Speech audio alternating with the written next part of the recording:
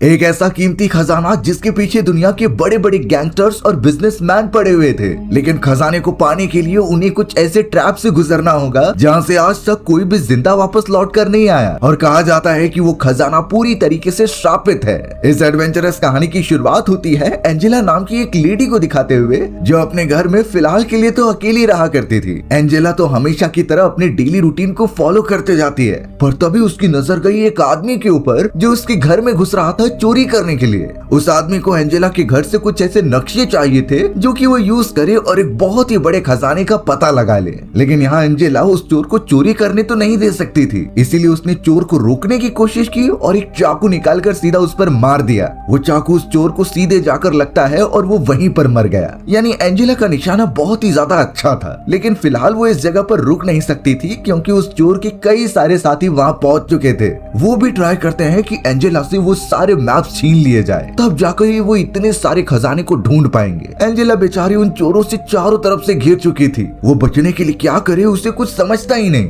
लेकिन तभी जाकर पहाड़ों के ऊपर से एक आदमी आया। वो एक्चुअल में एंजेला का बॉयफ्रेंड होता है और उसने जैसे ही देखा कि एंजेला खतरे में है तो उसने अपनी गन निकालकर चोरों को शूट करना स्टार्ट कर दिया। एक एक करके सारे चोर मरने लग जाते हैं। इनफैक्ट अब तो सारे चोर मारे गए होते हैं उसके बॉयफ्रेंड के कारण। एंजेला तो जल्द से जल्द बहुत खुश होकर अपने बॉयफ्रेंड के पास जाती है और उसे गले लगाकर प्यार देती है, क्योंकि आज शायद वो नहीं होता तो एंजेला मर चुकी होती और उसका वो मैप भी चोरी हो गया होता। लेकिन अचानक हमें जेन नाम की एक राइटर रोते हुए दिखाई जाती है, क्योंकि उसने अपनी किताब ऑलमोस्ट कंप्लीट कर ली थी और जो हमें शुरुआत में दिखाया गया था वो सिर्फ एक कहानी थी उसकी। जेन को लग रहा था कि उसने ये सबसे बेस्ट कहानी बना ली है, इसी वजह से वो इस कहानी को कई सालों से कंप्लीट कर रही होती है। जेन को यही लग रहा होता है कि कहानी पब्लिशर्स को बहुत पसंद आएगी, इसीलिए वो उनकी कॉपी लेकर उन्हें सबमिट करने के लिए चली जाती है। अब घर से बाहर निकलते समय एक लेडी जो उनके पड़ोस में रहा करती थी, वो जेन को एक बड़ा पार्सल थमा देती है जो उसकी बहन के हस्बैंड द्वारा भेजा गया होता है। अब जेन जब उसे अच्छी तरीके से देखती है तो वो कहने लगी कि उसकी बहन एनी का हस्बैंड तो मर चुका है, आखिर वो कैसे इस पार्सल को भेज सकता है। लेकिन यहाँ जेन क्यूरियोसिटी के कारण उस पार्सल को अपने पास रख लेती है। अब जेन के वहाँ से जाने के बाद एक अजीब सा आदमी उसके घर के अंदर घुसने की कोशिश करता है। उस आदमी का नाम जेल था, जो शायद सीक्रेट एजेंट होता है और उसे कैसे भी करके जेन के घर के अंदर घुसना था। वो जब ट्राई कर रहा होता है तो जेन का एक पड़ोसी उसे देख लेता है, जो जेल नाम के उस डिटेक्टिव एजेंट को रोकने के लिए चला जाता है। लेकिन जेल इतना ज्यादा खतरनाक था कि वो जरा भी रिस्क नहीं लेना चाहता।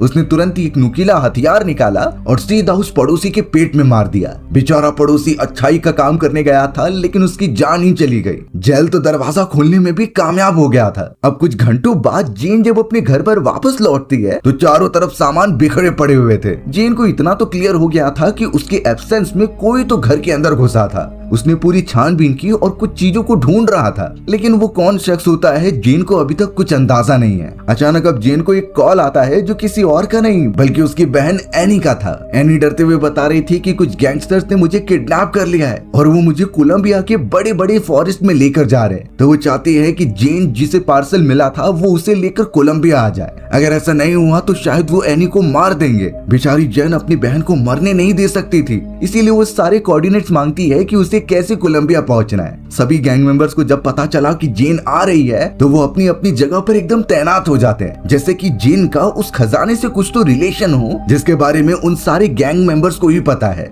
जेन तो बताए गए अनुसार उस एरिया में पहुंच जाती है, लेकिन अभी भी उसे स्पेसिफिक लोकेशन पर जाने के लिए फॉरेस्ट वाले एरिया में जाना होगा। हमें तो उस जगह पर वही रैल्फ नाम का गैंगस्टर दिखाया गया जिसने जेन की बहन को किडनैप किया था। वो वहाँ पर घूमकर जेन को ही ढूंढ रहा होता है। जेन साइड से निकलते हुए अपने सामान को एक बस के अंदर रखने लगी। पता चला कि वहाँ पर जेल नाम का आदमी भी मौजूद है जिसने जानबूझकर जेन को गलत बस में चढ़ा दिया। जेन को इन चीजों के बारे में बिल्कुल आइडिया नहीं था। वो तो उस बस के सहारे आगे बढ़ती चली जाती है। कुछ देर बीतने के बाद जब उसे कुछ रियलाइज नहीं हो रहा था तो वो ड्राइवर से जाकर कुछ बात करने लगी। ड्राइवर उससे परेशान हो गया था क्योंकि वो समय समय पर उससे कुछ न कुछ पूछते ही रहती और अब उसी चक्कर में बस का एक्सीडेंट एक कार से हो जाता है। पता चला कि उस कार के अंदर कई सारे पैरेट्स को बंद करके रखा गया है, जो फिलहाल एक्सीडेंट के कारण वहां से उड़ जाते हैं। बस यहाँ बहुत ज्यादा डैमेज हो चुकी थी, इसलिए ड्राइवर काफी गुस्से में उतरता है और सभी को चले जाने के लिए कहता है, यानी उन्हें अपने आगे का सफर पैदल ही तय करना होगा। हर एक यात्री जेन को ही इन चीजों का जिम्मेदार मान रहे थे और बेचारी जेन तो साइड में मायूस होकर बैठी हुई थी। पर अचानक उस जगह पर जेल आ जाता है जिसके हाथ में गन मौजूद थी। उसने सीधा जेन के ऊपर वो पॉइंट कर दिया और कहा कि मेरा नक्शा लेकर आओ। यानी यानी वो शुरुआत से ही उस खजाने का नक्शा ढूंढ रहा था। जेन यहाँ पर बहुत खतरे में थी, लेकिन तभी उस जगह पर जैक नाम का एक ड्राइवर आ जाता है। उसने जैसे ही गलत होते हुए देखा तो वो आवाज उठाता है, लेकिन जेल के पास गन थी और वो सीधा जैक के ऊपर शूट करने लगा।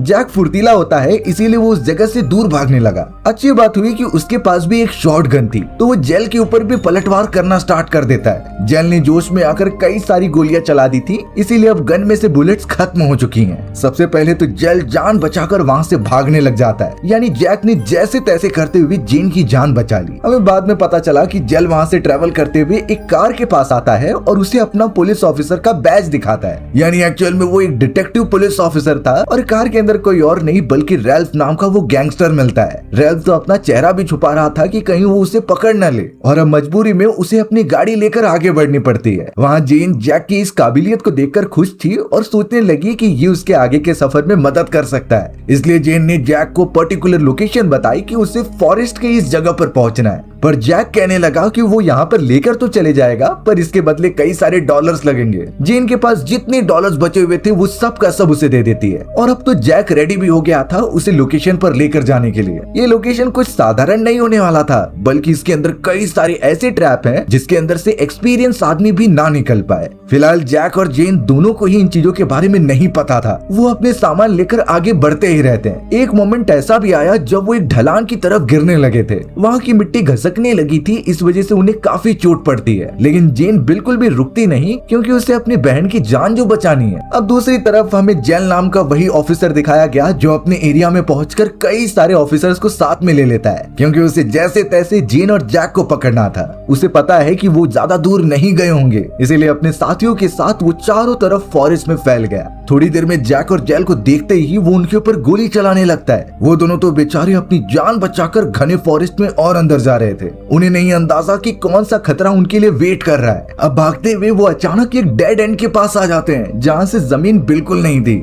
नीचे की तरफ पूरा पानी था और बड़े बड़े पत्थर थे, यानी वहाँ से गिरने के बाद तो उनका बचना नामुमकिन है। साइड में लकड़ी का पुराना ब्रिज बना हुआ था, तो जेन उससे कहती है कि हमें वहाँ से जाना चाहिए, पर जैक कह सकता था कि वो पुरानी हो चुकी है और कभी भी टूट जाएगी, यानी उस जगह से जाना खतरे से खाली नहीं है। जेल तो अपने साथियों के साथ वहाँ पहुँच चुका था ताकि वो उन दोनों को पकड़ ले, लेकिन जेन अब यहाँ हिम्मत दिखाती है और उस टूटे हुए ब्रिज के ऊपर चढ़ने लगती है। धीरे धीरे थोड़ा आगे बढ़ने के बाद पता चला कि वो तो टूटने लगी है। अब जेन वहाँ से अगर नीचे गिर जाती तो उसकी जान ही चली जाती, पर तुरंत ही उसने एक पेड़ से लगी हुई रस्सी को पकड़ लिया और उस जगह से लहराती हुई दूसरी तरफ चली गई, यानी जेन को बिल्कुल चोट भी नहीं लगी और वो एकदम सेफ हो जाती है। अब यही चीजें जैक भी अपनाता है और उन रस्सियों को पकड़कर दूसरी तरफ चला जाता है, बट जेल के वो सभी साथी एकदम डर चुके थे। वो ऐसी खतरनाक चीजें बिल्कुल परफॉर्म नहीं कर सकते अपनी जान को खतरे में डालकर, तो इस वजह से उन्होंने पीछा करना फिलहाल बंद कर दिया। जैक और जेन वहाँ से सीधा पहुंच जाते हैं ट्रेवल करते हुए एक विमान के पास, जो शायद यहाँ पर क्रैश लैंड हो गया था कई साल पहले। उसके अंदर जितने भी पैसेंजर्स थे सब के सब मर गए।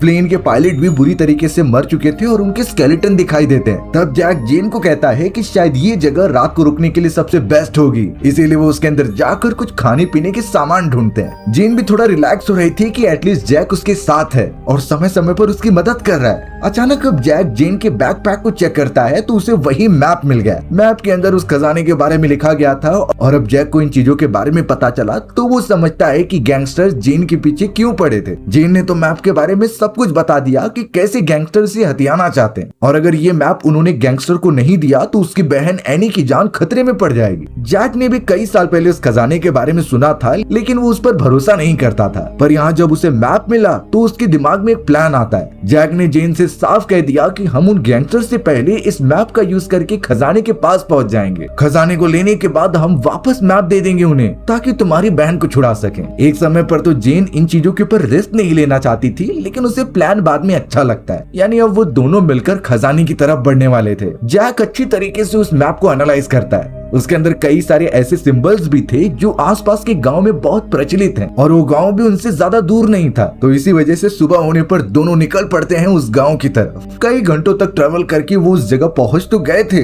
लेकिन आसपास कई सारे गुंडे उन्हें घेर लेते हैं। वो ऐसे ही आने जाने वाले लोगों को परेशान करते हैं। जेन से पूछने पर वो उनसे साफ बता रही थी कि हम भटक चुके हैं, हम यहाँ सारी चीजें एक्सप्लोर करने आए हैं और इस पिछड़े गाँव को हम वायरल कर सकते हैं, यानी जेन यहाँ अपने राइटर होने का फायदा उठा रही थी। गैंग मेंबर्स भी काफी खुश हो गए कि उनका छोटा गांव फेमस हो जाएगा। उसके बाद जेन और जैक कहते हैं कि हमें कार चाहिए ताकि हम थोड़ा ट्रेवल कर सकें। गैंग मेंबर्स ने ली नाम के एक आदमी का नाम बताया क्योंकि उसके पास कार मौजूद है, तो बिना देरी किए वो दोनों उसके घर की तरफ चले गए। जेन और जैक ली से मदद मांगते हैं कि उन्हें कार चाहिए, पर ली ने इसके लिए साफ मना कर दिया, यानी अब उन्हें पैदल ही रास्ता तय करना है। पर जैसे ही ली को ये पता चला कि जेन एक बहुत बड़ी राइटर है और उसकी नॉवेल्स उसने कई जगहों पर पढ़े हैं, तो ली सब कुछ छोड़कर उन्हें अंदर बुला लेता है। इनफैक्ट वो ये भी कहने लगा कि तुम हमारे लिए मेहमान की तरह हो, और वो जेन की लिखी गई किताबों का बहुत बड़ा फैन भी निकलता है। जैक भी इस बात से खुश हो गया कि एटलीस्ट वो अपने मंजिल की तरफ आगे बढ़ रहे हैं, लेकिन पता चला कि जेल अपने कई साथियों के साथ वहाँ पहुँच चुका है। तो बिना देरी किए यहाँ ली जेन और जैक को अपनी कार में बिठाता है और पीछे वाले रास्ते से दूर जाने लगता है, क्योंकि उसे अंदाजा लग चुका था कि इन दोनों की जान खतरे में है। वो अपनी कार बहुत स्पीड से भगाता है और गांव से दूर लेकर आ जाता है। जैक जब उस जगह पर उतरकर आसपास की चीजें देख रहा था तो उसे एक ट्राइडेंट दिखाई देता है। सेम ऐसे ही ट्राइडेंट का निशान उस नक्शे पर बनाया गया था, यानी जैक समझ चुका है कि वो जगह आसपास ही है जहाँ पर उन्हें खजाना मिलेगा। लेकिन जैक ने पता नहीं क्यों ये सारी चीजें जेन को नहीं बताया। वो सिंपली उसका ध्यान भटकाने के लिए ये कहता है कि फिलहाल हम थक गए हैं, तो हमें पास ही वाले होटल में जाकर वहाँ स्टे करना चाहिए। जेन को भी ये प्लान अच्छा लगा तो वो वहाँ से चले गए। अब होटल में कई सारे टूरिस्ट वहाँ पर रुके हुए थे। वहाँ गाने बजाने हो रहे होते हैं, जिस पर जैक ने जेन को डांस के लिए इनवाइट किया, यानी वो दोनों एक कपल की तरह काफी अच्छा मोमेंट शेयर कर रहे थे। पर हमें पता चला कि वो नक्शा जो जेन के बैग में मौजूद है वो उसी टेबल पर रह गया है। वहाँ पर टूरिस्ट के बीच में हमें रैल्फ भी दिखाया गया जो लगातार उनका पीछा कर रहा था। अब जैसे उसकी नजर उस बैग पर पड़ी जिसमें नक्शा मौजूद था, तो वो धीरे धीरे टेबल के नीचे उसे लेने के लिए आगे बढ़ता है। लग रहा था कि उसके हाथ नक्शा लग जाएगा, पर तभी अचानक एक लेडी के टेबल के नीचे वो आता है, तो उस मोटी लेडी ने उसे देख लिया था। वो तो उसे चोर समझती है और तुरंत ही उठाकर उसे मारने लगती है। कई सारे सिक्योरिटी गार्ड्स के आने की वजह से रैल्फ को नक्शा लिए बिना ही भागना पड़ा, और अब तो वो पार्टी में एंटर भी नहीं कर सकता। जैक और जेन तो उस रात को पूरी तरीके से अपने में मजे कर रहे होते हैं। सुबह होते ही जेल के कई सारे सोल्जर्स उस होटल के पास पहुंच गए थे, क्योंकि उन्हें शायद उन दोनों की खबर मिल गई थी। जैक को जब ये पता चला तो वो जेन को लेकर पीछे वाले रास्ते से निकलता है और किसी रैंडम कार के अंदर बैठकर उसे चलाने लगता है। उन दोनों को नहीं अंदाजा कि ये कार एक्चुअल में उस गैंगस्टर रैल्फ की है, जो अभी भी पीछे की तरफ सोया हुआ था। कार चालू होते हुए देख रैल्फ उठ जाता है, लेकिन कुछ कहता नहीं, क्योंकि उसे भी जानना था कि आखिर ये दोनों किस जगह पर जा रहे हैं। कई देर तक जैक ट्रेवल करता रहा जेन को लेकर, और आखिर वो उसी जगह पर लेकर आता है जहाँ उसने ट्राइडेंट का निशान देखा था, यानी यहीं से उन्हें आगे का क्लू मिलेगा खजाने तक पहुँचने के लिए। उतरने के बाद दोनों ही अच्छे से उस मैप को देखते हैं। फिलहाल तो उन्हें कुछ समझ नहीं रहा था, लेकिन एक आवाज आती है, वो थी झरने की, जो यहाँ से दूर नहीं था। तब जाकर जेन को एक आइडिया आता है और वो उस मैप को अलग तरीके से फोल्ड करती है। उसमें लिटरली एक झरना बनता हुआ दिखाई दे रहा था, यानी वो एकदम सही रास्ते पर है। उन दोनों ने तो झरने के पास जाने का डिसाइड किया। वहाँ से उन्हें एक गुफा दिखाई देती है, तो वो पथरीले वाले रास्ते से ट्रेवल करते हुए अंदर घुस गए। इसकी ज्यादा प्रोबेबिलिटी यही है कि खजाना जरूर अंदर की तरफ होगा, क्योंकि मैप के अंदर एक गुफा का जिक्र किया गया है। जैसे तैसे वो दोनों एक दूसरे का साथ देते हुए आगे बढ़ते हैं। यहाँ जाकर जेन तो कई देर तक उस गुफा में आगे बढ़ते रहते हैं नक्शे को देखते हुए। मैप के अंदर और भी कई सारी जगहों का जिक्र किया गया था, जिसके बारे में फिलहाल तो उन्हें नहीं समझता, और उन्हें जो रास्ता दिखाई पड़ता है वो उसमें आगे बढ़ते चले जाते हैं। दोनों के चेहरे पर डर साफ दिखाई दे रहा था, क्योंकि पता नहीं कि इस जगह पर अब कौन सा खतरा उन्हें मिलेगा। उस पहाड़ में तो कई सारी जगहों पर पानी भी निकल रहे थे, क्योंकि इस जगह के ऊपर की तरफ ही झरना है जो बहुत ही तेजी से बहता है। अचानक अब जैक और जेन ने जब अपनी नजर घुमाई तो उन्हें एक वियर्ड चीज दिखाई देती है। पता चला कि एक जगह पर से व्हाइट पानी निकल रहा है। उसका कलर व्हाइट से भी एकदम गाढ़ा है, और यही चीजें उन दोनों का ध्यान आकर्षित करती हैं। दोनों अब सीधा चले गए उस पानी के पास और नीचे की तरफ कुछ ढूंढने लगे। जैक को समझ में आ चुका था कि इसके अंदर पानी का बहाव और तेज होता जा रहा है, यानी उन्हें अपना काम जल्दी करना होगा, नहीं तो गुफा के अंदर पानी भर जाएगा। जैसे तैसे वो पानी के निचले वाले हिस्से में अच्छी तरीके से ढूंढता है, और लकीली वहाँ पर उन्हें एक मिट्टी से बनी हुई डॉल मिल गई थी। जैक तो जेन की तरफ देखते हुए डिसअपॉइंटेड वे में सोच रहा था कि इतनी सारी मुश्किल उन्होंने इस डॉल के लिए की,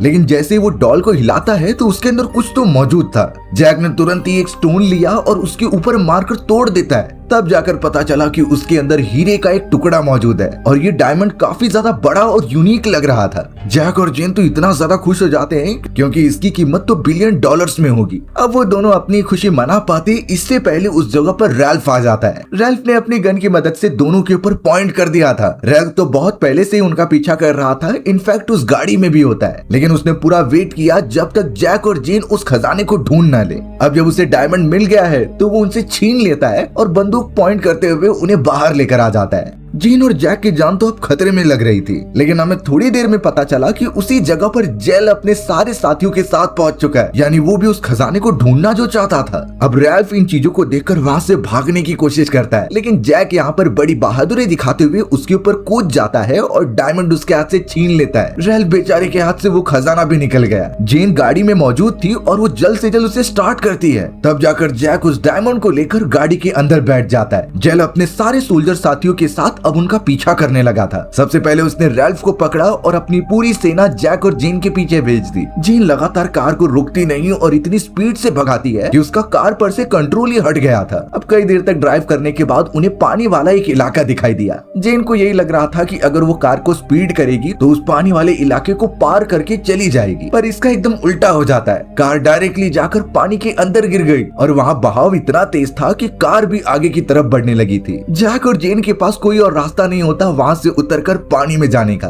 जेन को तो तैरना बिल्कुल भी नहीं आता था और वो पानी के रास्ते से आगे बढ़ती जाती है, लेकिन ये सिचुएशन बहुत ही खतरनाक हो सकती है अगर हम कभी उसके अंदर फंस जाएं। तो आखिर ऐसा कौन सा वे है जिससे कि हम उतनी तेज धारा को पार करके किनारे पर चले जाएं? अब जैसा कि हमने पहाड़ी वाले इलाकों और बहते हुए पानी के अंदर नोटिस किया है कि वो ऊपर से नीचे की तरफ बहती थी, और एक पॉइंट ऐसा भी आता था जब हमें झरने दिखाई देते थे। गलती से भी अगर हम उस जगह के एंडिंग पॉइंट तक पहुंच गए और उतनी ऊंचाई से नीचे गिर गए तो उसमें हाफ से भी ज्यादा चांसेस है कि हम मर जाएंगे, क्योंकि जैसा मूवीज और स्टोरीज में दिखाया जाता है कि मेन कैरेक्टर वहां से जंप लगा देता है पानी में, वैसा रियलिटी में बिल्कुल पॉसिबल नहीं है, क्योंकि नीचे की तरफ बड़े बड़े पत्थर होते हैं। उतनी ऊंचाई से गिरकर उससे टकराने के बाद तो आपकी मृत्यु तय है। तो सबसे अच्छा वे है कि उस जगह पर फंसने के बजाय पहले ही वो कदम उठा ले जिससे कि हम किनारे पर पहुंच जाएं। आप सभी ने देखा ही होगा कि नदियां जो झरने की तरफ बहती हैं उसके ऊपरी वाले हिस्सों पर छोटे छोटे पत्थर होते हैं, तो हमें सबसे पहले उसे ही पकड़कर स्टेबल होना है, क्योंकि वाटरफॉल के पास पानी का बहाव डबल हो जाता है। पत्थर को पकड़कर हमें साइड में किनारे की तरफ जाना है, और अगर वो भी पॉसिबल नहीं है तो हमें डायगोनल डायरेक्शन में किनारे की तरफ बढ़ना है। ये ऑब्वियस बात है कि हम पानी की धारा के अपोजिट नहीं बह सकते, लेकिन हम डायगोनली डायरेक्शन में क्रॉस करते हुए किनारे पर पहुंच सकते हैं। इससे हमारी एनर्जी भी नहीं वेस्ट होगी और हम किनारे पर एकदम सेफ रहेंगे। पर यहाँ जैक और जेन की नसीब अच्छी थी कि वाटरफॉल थोड़ी दूरी पर था। दोनों जैसे तैसे किनारे पर पहुंच गए थे,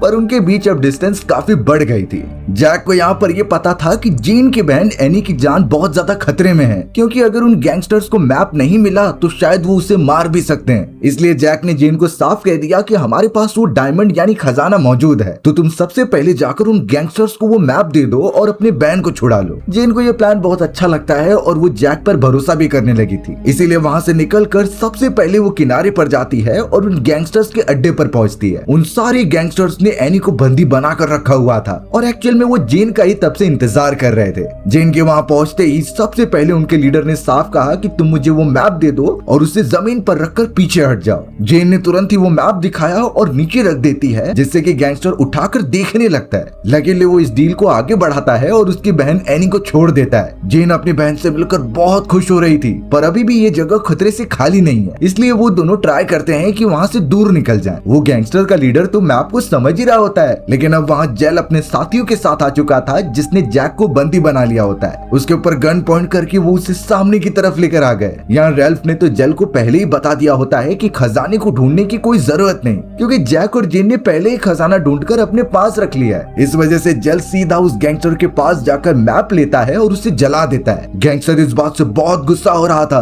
क्योंकि यही एक वे है खजाने तक पहुंचने का, पर बाद में सभी को बताया गया कि जैक और जेन के पास ही वो खजाना है, यानी अब वो लोग किसी को भी यहाँ से जाने नहीं देने वाले जब तक खजाना ना मिल जाए। जेल तो सीधा जेन की तरफ बढ़ता है और उससे खजाने के बारे में पूछता है, पर एक्चुअल में जेन को भी उस हीरे की लोकेशन पता नहीं थी। कई बार फोर्सफुली पूछने पर भी जेन नहीं बताती। इस वजह से जेल उसे जबरदस्ती पकड़कर बाहर लेकर जाता है और उसे एक पॉन्ड के अंदर फेंकने की तैयारी करता है। पॉन्ड में इतने सारे खूंखार मगरमच्छ थे जो किसी इंसान को पकड़कर एक ही बार में खत्म कर दे। जैक इस तरीके से ये होने नहीं दे सकता था क्योंकि इससे जेन तो मर जाएगी। जेन यहाँ पर जेल के हमले से कैसे भी बच रही थी, लेकिन जैक ने तुरंत ही अपने जेब में से वो हीरा निकाला और अपने पैर के पास रखा। फिर वो जेल को इशारा करते हुए कि खजाना मेरे पास है, उसे पॉन्ड की तरफ फेंक देता है। जेल ने जैसे तैसे उस हीरे को अपने हाथ में पकड़ लिया, उस पॉन्ड के एकदम क्लोज जाकर। देखकर जेल बहुत खुश होने लगा क्योंकि इससे तो वो बिलियनियर बन जाएगा। पर अगले ही मोमेंट में पानी के अंदर से एक मगरमच्छ बाहर निकलता है और उसने हीरे के साथ जेल का हाथ भी अपने मुंह के अंदर दबा दिया था। इससे साफ है कि जेल अब एक बहुत ही ज्यादा खतरे में पड़ चुका है। उसका ऑलमोस्ट आधा हाथ कट गया था। अब ये खतरनाक मोमेंट देखकर जितने भी गैंगस्टर्स वहाँ पर मौजूद थे वो डर कर भागने लगे क्योंकि खजाना तो वैसे ही जा चुका है और किसी में भी हिम्मत नहीं थी कि वो मगरमच्छ के मुंह से वो डायमंड निकाले। यहाँ पता चला कि जेल जिसका हाथ कट चुका था वो जेन के ऊपर झपट्टा मारता है क्योंकि एट द एंड उसी की वजह से ये सारी चीजें हुई। वहीं जैक ने उस मगरमच्छ का पूंछ पकड़ा हुआ था ताकि वो उससे डायमंड ले ले। अब प्रॉब्लम ये हो जाती है कि अगर वो डायमंड के चक्कर में जाएगा तो जेल जेन को मार देगा। इस वजह से वो डायमंड के बदले जेन को बचाने का डिसाइड करता है और उस मगरमच्छ को छोड़ देता है। तुरंत ही अब जैक ने अपनी गन उठाई और सीधा पहुंच गया जेन को बचाने। जेन भी यहाँ पर खुद भी अपना बचाव कर रही थी और जब जेल ने उसे मारने के लिए एक चाकू निकाला तब जेन ने उसकी एक सिगरेट उसके नाक में ही घुसा दी। इससे जेन नाम का वो ऑफिसर बहुत ही दर्द में होता है और वहाँ पर जाकर जमीन पर गिर जाता है। उसके बॉडी पर अब पूरी तरीके से आग लग चुकी थी। उसे समझ ही नहीं रहा था कि आखिर वो कहाँ जाए। अब एकदम अनस्टेबल होने के बाद वो एक लकड़ी के टुकड़े पर गिरा जो कि वो जगह थी जहाँ से सारे मगरमच्छों को अंदर डाला गया है। यानी वो सारे भूखे मगरमच्छ अब पूरी तरीके से जेल को खत्म कर देते हैं। बाकियों की तो कैसे भी करके जान बच गई थी। जैक तो अब जेन और उसकी बहन के साथ ही मौजूद था, लेकिन उनकी हालत थोड़ी सी खराब होती है। पूरे भाग दौड़ के चक्कर में जेन को कई जगहों पर चोटें भी लगी थी, लेकिन जैक को पता था कि इस जगह पर जरूर पुलिस ऑफिसर्स पहुंचते ही होंगे क्योंकि उनके सोल्जर्स की बड़ी सी बोट उन्हें दूर से दिखाई दे रही थी। जैक तो पहले ही कानून के नजर में एक मुजरिम है, इसलिए उसने जेन से साफ कहा कि तुम अपनी बहन एनी को लेकर एक सेफ जगह पर चले जाओ, वो बाद में जरूर मिलने आएगा चाहे कुछ भी हो जाए। अब जेन जैक को दूर तो नहीं करना चाहती थी, लेकिन ये कंडीशन ही वैसी कुछ बन जाती है। अब जैसे तैसे जैक वहाँ से भागते हुए सीधे पानी में कूद जाता है ताकि उनकी नजर में ना आए। जेन ने तो यही सोच लिया था कि शायद जैक अब वापस नहीं लौटेगा। अब हमें कुछ समय बाद का मोमेंट दिखाया जाता है जहाँ पर जेन अपनी वाइफ के साथ नॉर्मल लाइफ बिता रही थी, पर सच्चाई तो ये होती है कि उसने अपने इन सारे एडवेंचरस चीजों पर एक किताब लिख दी थी। ये किताब पब्लिशर्स को इतनी ज्यादा पसंद आई कि उन्होंने इसके कई सारी कॉपीज और पार्ट छाप दिए थे जो लोगों को सच में बहुत ज्यादा पसंद आते हैं। इनफैक्ट पता चला कि जेन अपने उन नॉवेल्स के कारण इतनी ज्यादा फेमस हो गई है कि उसका कंपैरिजन बड़े बड़े एक्ट्रेस से किया जाता है। जेन ने तो सोच कर रख लिया था कि वो इस कहानी की और भी सीरीज बनाएगी जिससे लोग और भी ज्यादा एंटरटेन होंगे, पर ऑडियंस को क्या अंदाजा कि ये कोई कहानी नहीं बल्कि उसके लाइफ में घटी एक बहुत ही हैपनिंग घटना है। जेन जब रास्ते पर चलती तो कई लोग उससे ऑटोग्राफ लेने आ जाते। अब जब वो वहाँ से आगे बढ़ती है तब अचानक उसे एक छोटी बोट दिखाई गई जो एक ट्रक के ऊपर रखी गई थी, यानी उस बोट को कहीं ट्रांसपोर्ट करके लेके जाया जा रहा था। जेन जब पास गई उसे देखने के लिए तो पता चला एकदम टॉप पर जैक बैठा हुआ है और जैक उसे देखकर काफी ज्यादा खुश हो जाता है। हमें ये रियलाइज हुआ कि जैक ने मगरमच्छ के चमड़ों की जूते पहने हैं और उसके पास इतने सारे पैसे आ चुके थे कि कोई सोच भी नहीं सकता। जेन से जब वो मिलता है तो जैक ने उसे सब बता दिया कि लास्ट टाइम जब उस डायमंड को मगरमच्छ ने खा लिया था तो वो उसे सह नहीं पाया और मर गया। लकीली जैक जिस किनारे पर था वो मगरमच्छ भी वहीं पर आ गया था। यही रीजन था कि जैक ने आसानी से वो डायमंड उसके बॉडी से निकाल लिया, यानी अब उस डायमंड के होने के कारण वो दुनिया का सबसे रिचेस्ट आदमी बन चुका है। जैसा कि जैक ने प्रॉमिस किया था कि वो वापस लौटेगा, इस वजह से वो जेन से अपने प्यार का इजहार कर लेता है। जेन ने भी उसे एक्सेप्ट कर लिया था, यानी वो दोनों अपनी लग्जरी लाइफ आगे जीने के लिए तैयार हैं। हमारी भी कहानी इसी तरीके से यहीं खत्म हो गई। सो व्यूअर्स, अगर आपको मेरा नरेशन 1% भी अच्छा लगा होगा ना तो वीडियो को लाइक एंड चैनल को सब्सक्राइब जरूर कर देना। मिलते हैं इसी तरीके के मजेदार वीडियोस में, तब तक के लिए बाय बाय।